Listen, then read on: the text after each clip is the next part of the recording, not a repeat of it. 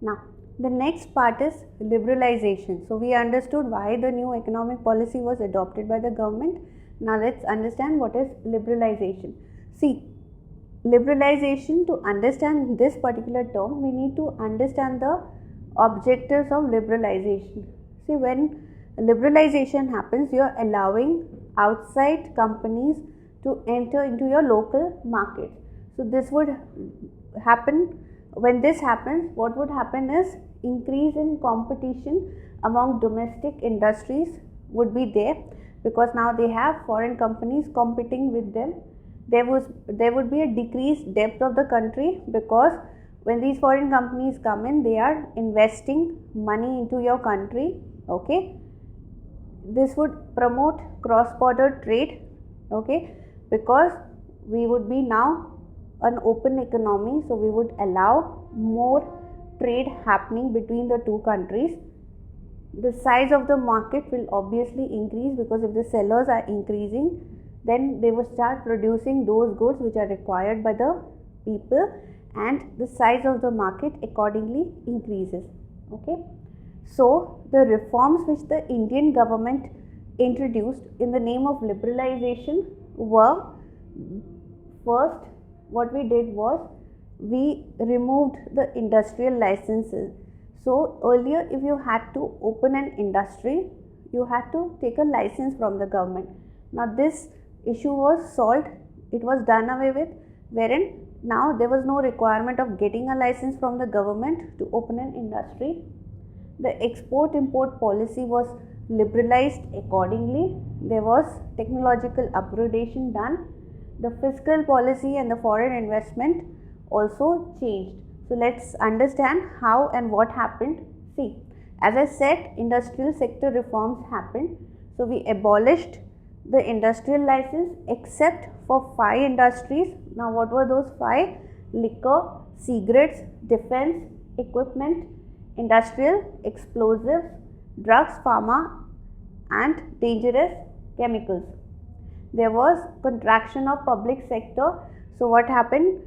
At that time, we introduced a scheme wherein we said, okay, the public sector will have monopoly only on few firms.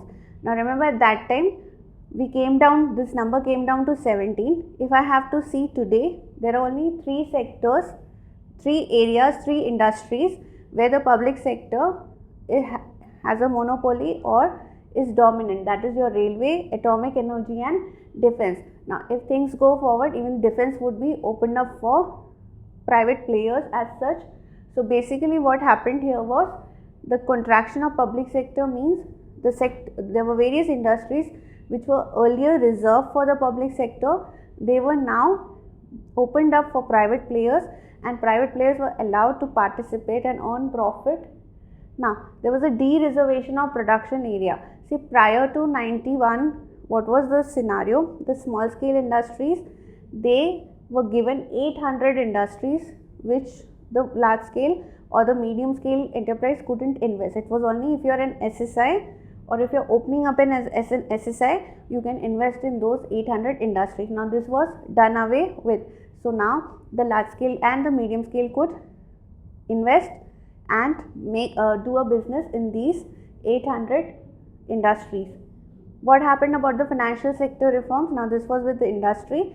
See, the financial sector reforms was purely related to banks. So first thing was introduction of private sector banks. So new private sector banks were introduced. More people were given licenses to operate as a private bank. RBI, from being a regulator, now became a facilitator, because it had to encourage FII, that is foreign institutional investment in the country. Okay, it had to promote FDI, so it became a facilitator rather than being a regulator. Now what about fiscal tax reforms? See, the tax structure was simplified. Earlier, almost 51% of the tax was being paid by the industries. Now the tax got reduced to 30%. Now remember, the lesser the tax we have, the lesser the tax rate, the more people will be willing to pay. Why? Because it is a very common human behavior that if I feel okay, this is quite low, the amount of money I need to pay is quite low, it's better I pay off rather than taking the tension of tax notice or the subsequent penalties because of evasion of tax. So to have a peace of mind, if the tax rate is low, then people will start paying taxes on a honest basis and on a regular basis. Okay, apart from that, there was a reduction of indirect taxes. So a lot of custom duties and a lot of excise duties were reduced so as to ensure that there is a growth of trade in the country. Now let's understand what was the foreign exchange reforms. See, the first thing, when we took the loan from World Bank and IMF, we agreed to devalue our currency. Okay, so this devaluation was done so as to increase exports because our goods became more cheaper, and restrict imports, discourage imports. Now what we did was, for exchange rate, we went for market forces to determine, that is whatever is the demand and the supply of a rupee, based on that the exchange rate would be determined. So we shifted to this particular regime wherein there was flexible exchange rate depending on the market forces rather than being a fixed rigid rate. What about trade investment reforms? Now we abolished import quotas. Earlier we had a lot of these quotas, the revenue of which used to go to the government. There was an abolition of these quotas. To encourage trade, we reduced the tariff rate which is payable on the goods.